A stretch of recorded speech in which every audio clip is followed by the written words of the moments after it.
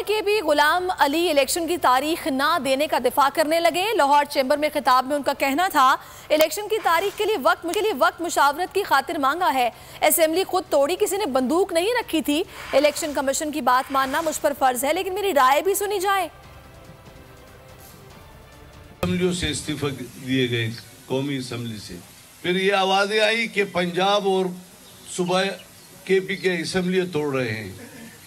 मैंने बेहैसियत गवर्नर 10 बार से ज्यादा कहा कि असेंबलियां टूटने के लिए नहीं होती, ये जोड़ने की जगह होती है।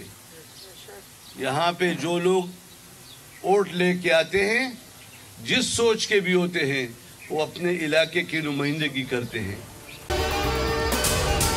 अगर आपको ये वीडियो पसंद आई है तो हमारे चैनल को सब्सक्राइब कीजिए और बेल आइकन पर क्लिक कीजिए। खूने नाहक बहुत पी चुकी ये जमीन, अब कोई दिन में ये खून उगलने को है। खत्म हो जाएगी ये तमाशागरी, वक्त पलटेगा रोजे जजा की तरह। ये जो पेशावर में ताजा लहू है बहा, एक क़यामत करेगा फलक पर बपा। गम की सलमनाक घड़ी में बोल सानिया पेशावर में शहीद होने वालों के लवाहिकीन के साथ है।